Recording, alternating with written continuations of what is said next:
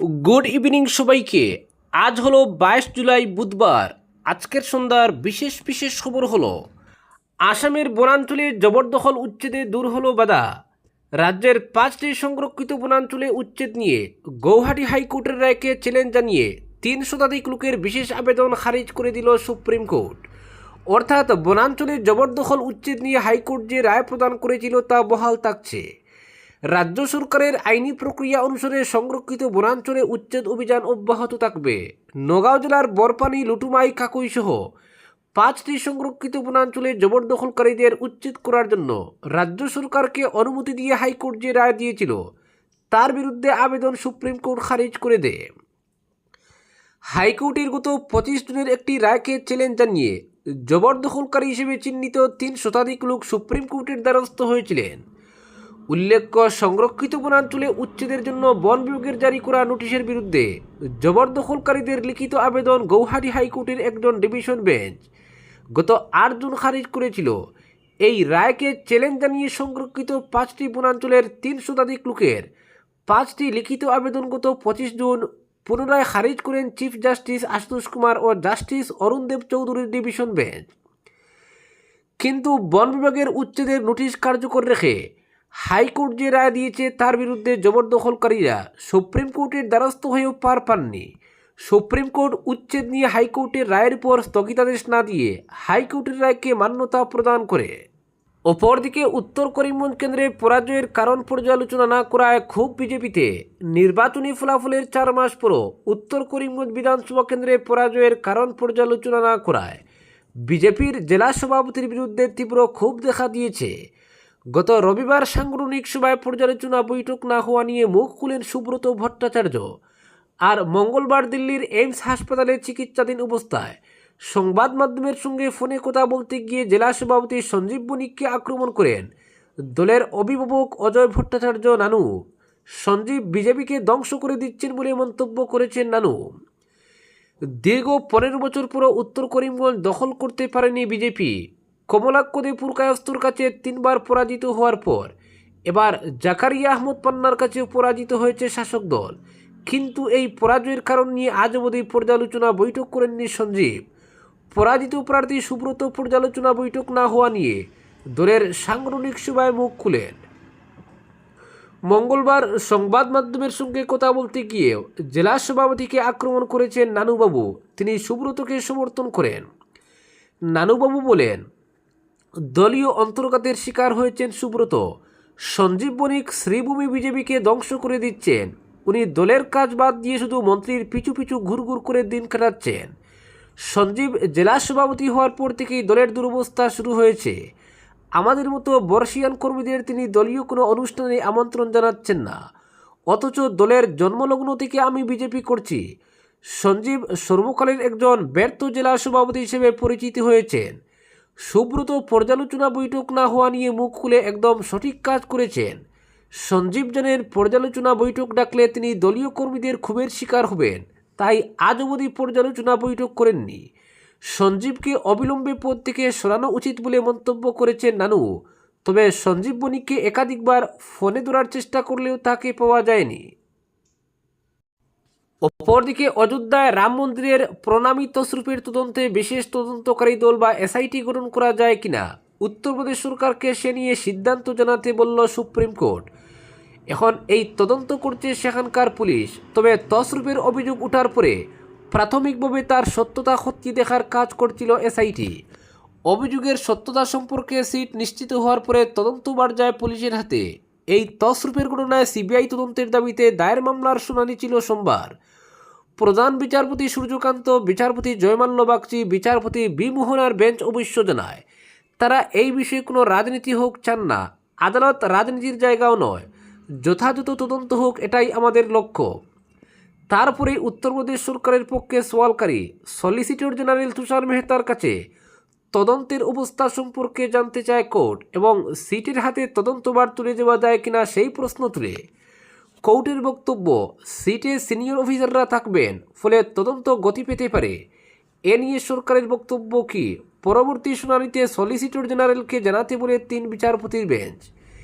এখনও পর্যন্ত চলা তদন্তের স্ট্যাটাস রিপোর্ট পেশ করে সলিসিটর জেনারেল জানান, অভিযোগের প্রাথমিক সত্যতা খতিয়ে দেখেছিল সিট, তারপর থেকে তদন্ত করছে পুলিশই। তবে সিট তৈরি করে তদন্তের পুরো দায়িত্ব তুলে দেওয়া যেতে পারে বলেও জানান মেহতা। মামলাকারীদের তরফে অন্যতম আইনজীবী দেবদত্ত কামাত বলেন, রাম মন্দির তৈরির সময়ে সাধারণ মানুষের কাছে অর্থদানের আহ্বান রাখা হয়েছিল। প্রদত্ত অর্থের রসিদ নথি সংরক্ষণ করা জরুরি। অন্য দুই মামলাকারী অজয় কুমার রায়, দীনেশ কুমার যাদব অভিযোগ তুলেন, মন্দির তৈরির পরে প্রণামীর অর্থ 900 শুধু নয়, মন্দির তৈরির জন্য গৃহীত অর্থ তছরূপ হয়েছে। এই দুই মামলাকারীর তরফে সিটির হাতে তদন্তভার দেওয়া নিয়েও আপত্তি তোলা হয়। তাদের বক্তব্য, এই ধরনের বিশাল মাপের অর্থনৈতিক অপরাধের তদন্ত করার মতো পরিকাঠামো, অভিজ্ঞতা এবং ফরেনসিক বিশেষজ্ঞতার অভাব থাকতে পারে এসআইটির। তাই তদন্তভার তুলে দেওয়া হোক সিবিআইয়ের মতো বিশেষজ্ঞ তদন্ত সংস্থার হাতে। এ ব্যাপারে তিরুমলা তিরুপতি মন্দিরে ঘি কেলেঙ্কারি নিয়ে 2024 অক্টোবরের সুপ্রিম কোর্ট যে সিবিআই তদন্তের নির্দেশ দিয়েছিল, সে কথা স্মরণ করিয়ে দেন মামলাকারীরা। সব মামলাকারীর তরফেই তদন্তের স্বার্থে সাধারণ এবং ডিজিটাল নথি, সিসিটিভি ক্যামেরার ফুটেজ সংরক্ষণে অন্তর্বর্তী নির্দেশের আবেদন করা হয়। আদালত জানায়, 27 জুলাই ফের শুনানি হবে, সেদিন আদালত যা নির্দেশ দেওয়ার দেবে। বর্তমানে উত্তরপ্রদেশ পুলিশ তদন্ত করছে। অভিযোগের প্রাথমিক যাচাই করেছিল সিট। উত্তরপ্রদেশ সরকারকে সিটের হাতে তদন্তভার দেওয়া সম্ভব কিনা সে বিষয়ে মত জানাতে বলেছে আদালত। তবে মামলাকারীরা সিবিআই তদন্ত চাইছেন। তাদের দাবি, এটি বড় আর্থিক দুর্নীতির অভিযোগ, তাই উন্নত তদন্ত পরিকাঠামো ও ফরেনসিক দক্ষতার জন্য সিবিআইয়ের তদন্ত প্রয়োজন। তাদের মতে এত বড় আর্থিক অপরাধের তদন্তের জন্য সিটের প্রয়োজনীয় অভিজ্ঞতা ও প্রযুক্তিগত সক্ষমতা পর্যাপ্ত নাও হতে পারে। অপরদিকে মুখ্যমন্ত্রীর হাত ধরে গুয়াহাটিতে যাত্রা শুরু আইআইএমের উদ্বোধন অত্যাধুনিক 3D প্রিন্টিং কেন্দ্রের। উচ্চশিক্ষা ও আধুনিক প্রযুক্তির ক্ষেত্রে একই দিনে 3টি গুরুত্বপূর্ণ প্রকল্পের সূচনা হলো আসামে। মঙ্গলবার কামরূপ জেলার বংরায় টেক সিটি গুয়াহাটিতে আইআইএম গুয়াহাটির প্রথম শিক্ষাবর্ষের MBA পাঠ্যক্রমের আনুষ্ঠানিক সূচনা করেন মুখ্যমন্ত্রী ডক্টর হিমন্ত বিশ্ব শর্মা। পাশাপাশি তিনি ডিজিটাল ডিজাইন ও অত্যাধুনিক 3D প্রিন্টিং কেন্দ্রের উদ্বোধন এবং পলাশপাড়াই সমজেলা শাসকের নতুন সমন্বিত কার্যালয় ভবনের ভূমিপূজন ও শিলান্যাস করেন। আইআইএম গুয়াহাটির অস্থায়ী প্রাঙ্গণে প্রথম ব্যাচের পড়ুয়াদের স্বাগত জানিয়ে মুখ্যমন্ত্রী বলেন, আসাম এবং উত্তর পূর্বাঞ্চলের উচ্চশিক্ষার ইতিহাসে এদিনটি অত্যন্ত গৌরবের। আরও একটি জাতীয় স্তরের শিক্ষা প্রতিষ্ঠান চালু হওয়ায় উত্তর পূর্বাঞ্চলের পড়ুয়াদের সামনে উচ্চশিক্ষায় নতুন সুযোগ তৈরি হলো। মুখ্যমন্ত্রীর কথায়, আইআইএম গুয়াহাটির MBA পাঠ্যক্রমের সূচনার মাধ্যমে আসামের মানুষের দীর্ঘদিনের প্রত্যাশা পূরণ হয়েছে। ইন্ডিয়ান ইনস্টিটিউট অফ ম্যানেজমেন্টের মর্যাদাপূর্ণ পরিবারের নতুন সদস্য হিসেবে আত্মপ্রকাশ করল আইআইএম গুয়াহাটি। এই প্রতিষ্ঠান নতুন প্রজন্মের জন্য সুযোগের নতুন দরজা খুলে দেবে বলেও মন্তব্য করেন তিনি। আইআইএম প্রতিষ্ঠার জন্য প্রধানমন্ত্রী নরেন্দ্র মোদী এবং কেন্দ্রীয় শিক্ষামন্ত্রী ধর্মেন্দ্র প্রধানকে ধন্যবাদ জানান মুখ্যমন্ত্রী। তিনি জানান, 2022 সালের 22 মে প্রথমবার আসামে একটি আইআইএম স্থাপনের দাবি জানিয়ে কেন্দ্রীয় শিক্ষামন্ত্রীকে চিঠি দিয়েছিলেন। পরে 2023 সালের 19 এপ্রিল প্রধানমন্ত্রীর সঙ্গে সাক্ষাৎ করে বিষয়টি উত্থাপন করেন। মুখ্যমন্ত্রীর দাবি, 2024 সালের 14 এপ্রিল কেন্দ্রীয় শিক্ষামন্ত্রক আসামে আইআইএম স্থাপনের নীতিগত অনুমোদন দেয়। পরবর্তী পর্যায়ে দেশের 22তম এবং উত্তর পূর্বাঞ্চলের দ্বিতীয় আইআইএম হিসেবে আইআইএম গুয়াহাটিকে কেন্দ্রীয় মন্ত্রিসভা আনুষ্ঠানিক অনুমোদন দেয়। 2014 সালে দেশে আইআইএমের সংখ্যা ছিল 13টি, বর্তমানে সেই সংখ্যা বেড়ে হয়েছে 22টি। আসামে একের পর এক জাতীয় স্তরের শিক্ষা ও গবেষণা প্রতিষ্ঠান গড়ে ওঠার প্রসঙ্গ তুলেন মুখ্যমন্ত্রী।